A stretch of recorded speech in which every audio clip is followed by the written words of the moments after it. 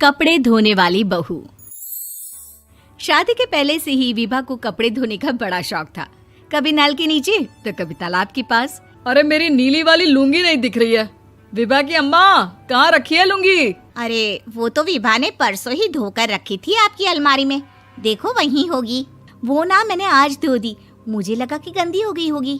अरे कैसे गंदी हो गई थी? उसे तो मैंने पहना भी नहीं। हे भगवान, इस लड़की के कपड़े धोने की आदत से परेशान हो गया हूँ मैं। जितना तो घर में राशन नहीं आता, उससे कहीं ज्यादा डिटर्जेंट पाउडर का खर्चा है। इसकी शादी करवा दो, शादी जाए अपने घर में ही करे काम, फिर चाहे घर के कपड़े धोने हो या पूरे गांव के। हाँ ठीक बोल रही हो, देखता हूँ मैं कोई लड़का। वो दिन भी आ जाता है जब विभा को देखने लड़के वाले आ जाते हैं। लड़की मुझे अच्छी लगी। होने वाली सास कहती है, बेटी अगर कुछ पूछना है तो पूछ लो। वैसे तो हमारी लड़की बहुत ही शर्मीली है, जो बोल दो वो मान लेती है, इसे क्या पूछना होगा। अरे कैसी बात कर रही हो माँ, मुझे इन लोगों के घर रहना है, सवाल तो कई है। हाँ हाँ बेटा, पूछ लो ना, क्या पूछना है। आप लोगों के घर कपड़े कौन धोता है? सास का मुंह बन जाता है। देखो, अगर तुम ये कहना चाहती हो कि तुम्हें कपड़े धोने नहीं आते तो सुन लो, कपड़े मैं ही धोती हूँ, लेकिन तुम्हारे आ जाने के बाद मैं रुमाल तक नहीं धोऊंगी। अरे चुप रहना भाग्यवान, बहू बेचारी घर आई नहीं, उसे डराना शुरू कर दिया।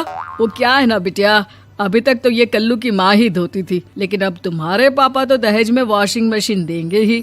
तभी विभा की माँ बोल पड़ती है, सवाल भी पूछा तो क्या। वैसे भाई साहब, मशीन की तो फिर भी कपड़े धोने की कैपेसिटी होती है। मतलब जो बिटिया दे रहे हैं ना विभा, इसे कपड़े धोने का बहुत शौक है। ये आप लोगों के क्या, आस पड़ोस गांव मोहल्ले सबके कपड़े धो दे और उफ तक ना करे।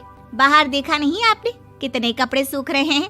सब हमारी बिटिया ने ही तो धोए हैं। बस भी करो ना माँ, शर्म आ रही इतनी तारीफ सुनकर। और तो और एक दाग निकाल कर दिखाओ तो मान जाओ। हाँ अच्छा, माफ करना बेटा, मैंने गलत समझा। हमें तो रिश्ता बहुत पसंद है। और ऐसे जुड़ जाता है रिश्ता कपड़े धोने का शौक रखने वाली विभा का। उसकी शादी हो जाती है कोयला फैक्ट्री में काम करने वाले कल्लू के साथ। शादी के बाद अचानक विभा चिल्लाती हुई सास के पास आती है। सासू माँ, अरे सासू माँ कहाँ है आप?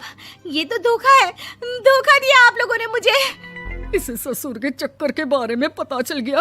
अरे तो उसमें तुझे क्यों धोखा मिला है? अरे नल में पानी नहीं आता, कपड़े कैसे कब धुलेंगे? अच्छा, तू पानी नहीं आ रहा उसकी बात कर रही है। तो आपने क्या सोचा? कुछ नहीं। अच्छा, तेरी माँ ने कहा था कि कपड़े धोने का शौक है तुझे, याद आया मुझे। शौक बोलकर कपड़े धोने वाले मेरे जुनून को कम ना आके सासू माँ, कपड़ा धोना मेरा गुरूर है। तभी पति भी वहाँ आ जाता है। अभी मैंने इसे सनी देओल की फिल्म दिखाई है, उसी के डायलॉग मार रही है माँ। अच्छा सुन, साफ बता रही हूँ, पानी सुबह 4 से 6 और शाम को 10 से 12 आता है, समझी? विभा टाइमिंग सुनकर हैरान हो जाती है। ये क्या भूतों का मोहल्ला है? सुबह 4 बजे उठकर कौन कपड़े धोता है? 4 बजे टंकी में पानी जाता है, फिर सारा दिन धोना ना, किसने मना किया? अरे कैसी बात कर रही हैं? 200 लीटर की टंकी में कितने कपड़े धो लूंगी मैं? सुबह ही उठ जाऊंगी मैं। अब क्या था, विभा सुबह 4 से लेकर रात के 12 बजे तक कपड़े ही धोती रहती। एक रोज सास पड़ोस से निकलकर कहीं जा रही होती है कि साथ वाली कहती है, हाँ कल्लू की माँ, जरा ये बताओ कि 2 साड़ी है, 2 ब्लाउज और एक पेटीकोट और एक नाड़े वाला लंबा कच्छा। हाँ तो? अरे तो क्या, कितना लोगी धुलाई ये बताओ। धोबन दिख रहे हैं हम क्या? हमारे पति सरकारी नौकरी से अभी रिटायर हुए हैं और बेटा सुपरवाइजर है कोयला फैक्ट्री में। धोबन समझ रखा है हमें। हाय रे कल्लू की अम्मा, माफ कर दो, वो तो मोहल्ले में यही सब बता रहे थे कि तुमने बहू को कपड़ा धुलवाने के काम में लगा दिया है। सास को पड़ोसन की बात सुनकर गुस्सा आ जाता है। वो घर पहुंचती है जहां घर के बाहर ही इतने सारे कपड़े सूख रहे होते हैं जितने कि किसी धोबन के घर पर। अरे ओ कल्लू की दुल्हन, बाहर निकल।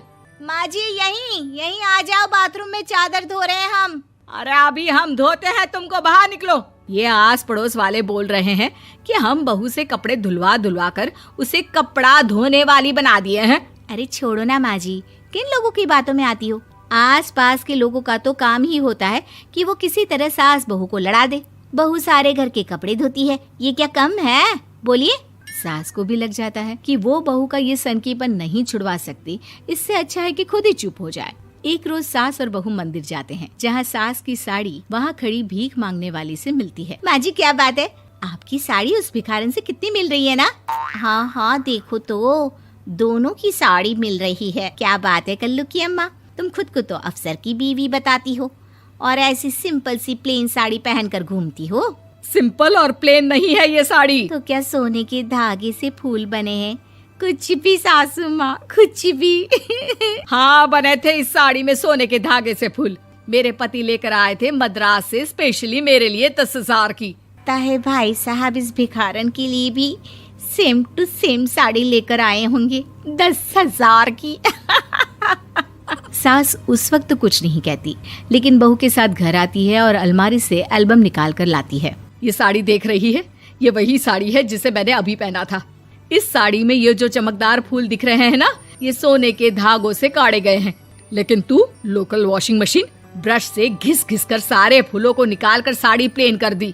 मुझे माफ कर दीजिए सासू माँ। और तो और, जब मैंने तुझे तेरी गलती के लिए कुछ नहीं कहा, लेकिन तूने तो सबके सामने मेरा मजाक ही बना दिया। क्यों? बहू को समझ में आ जाता है कि अब से उसका कपड़े धोना बंद।